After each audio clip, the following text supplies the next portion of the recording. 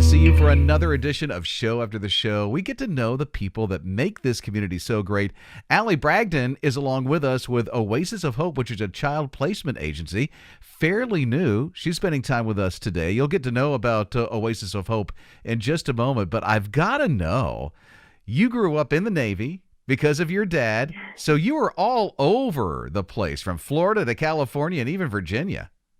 Yes, yes. I'm a Navy brat, and so early is on time is late. Yeah.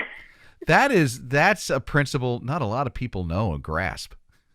No, but we knew it. Yes, that is ingrained. Now, what brought you to Virginia? Was it because of the Navy or something Yes, else?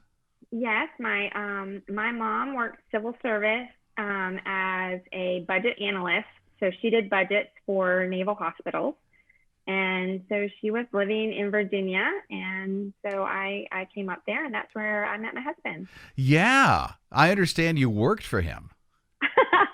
We were a bit scandalous. Yes, I was his secretary, and he asked me if I proofread anything that I typed. And I said, Mr. Bragdon, you don't pay me to proofread. And a love affair was born. And now, So, 48 kids later. yes, we're still married 24 years later, and we still work together now. So we both work for Oasis, and And 48 kids later. It sounded like you had a lot of kids. we've had a lot of kids. So yes, we've had a lot of children live in our home and call us mom and dad. And right now, what is it, 8 that are in your home right now? So we have 8 right now, yes. So we have 3 are adult children, and so they've all just graduated during the pandemic. And we have a teenage daughter who is adopted, who we love and adore, and she has just called us onto this mission. And then we have 4 children in foster care who are 1, 2, 3, and 6. Whew, all over the spectrum. Yes, Amazing. 1 to 22. 1 to 22. So Tell me about Erica. oh, Erica is a joy.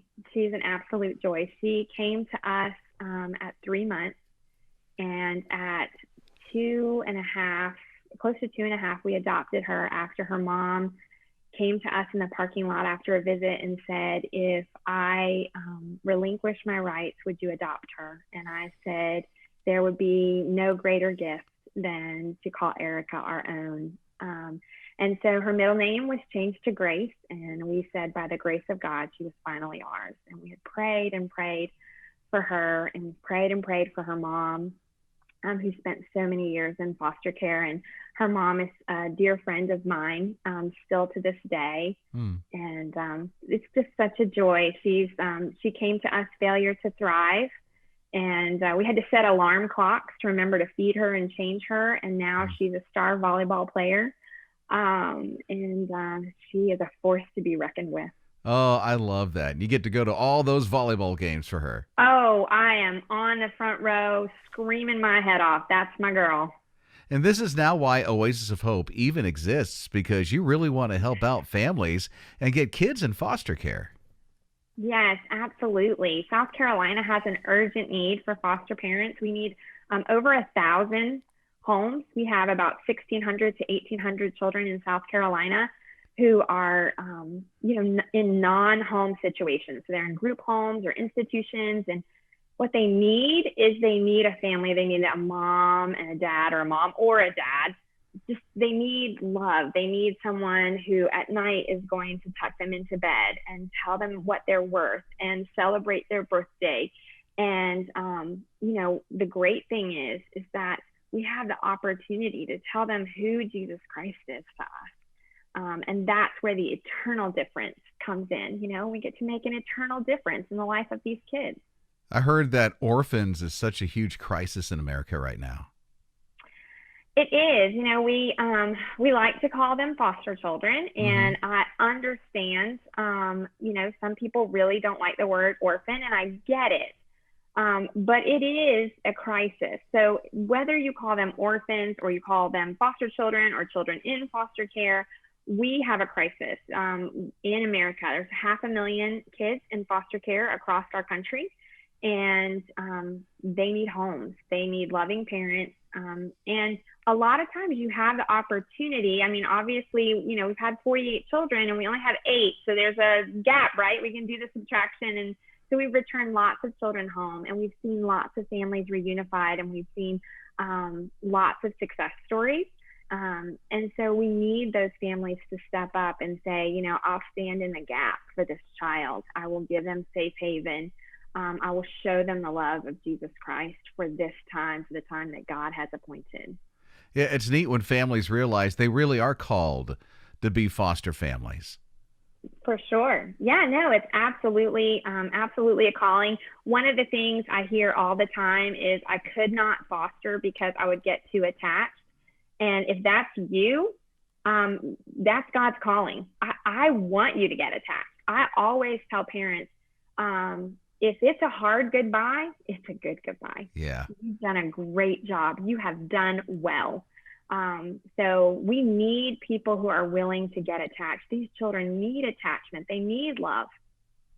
Yeah, and it's hard to say goodbye because we've been in the foster system ourselves and helped out a lot of kids before we did the foster to adopt with our very first placement that's in our home. So Eli is his forever home right now, but saying goodbye is hard. It gets a little easier, the longer they're gone, but the joy of knowing that there's reunification with a parent is just absolutely amazing. Absolutely. And so goodbyes are hard, but, it is oftentimes that reunification that you're able to build relationships. And we still are in touch with so many of our children that we've, said goodbye to, and we've watched them grow up, and, they're nurses and medical assistants, and, they have great jobs and they have terrific families. And some of the parents have allowed us to, just be in touch with their entire family. And you really do have the opportunity to minister to an entire family, not just a child. Well, you got a website, so right on our page, you can link right to the Oasis of Hope website, be able to connect up with Allie and her husband and everybody at Oasis of Hope and get some placement for kids in your home and even ask questions about it. And if you can't do something as far as being a parent, you can still do something, right, Allie? Oh, absolutely. Obviously you can donate at our website, but also if you own a business or you work at a business, you can certainly ask to put up some brochures to spread the word about Oasis and about the urgent foster care needs. So there's lots of ways to get involved. We can connect you up. We've got the links available for you right on this page. Allie Bragdon, thank you so much for the time today.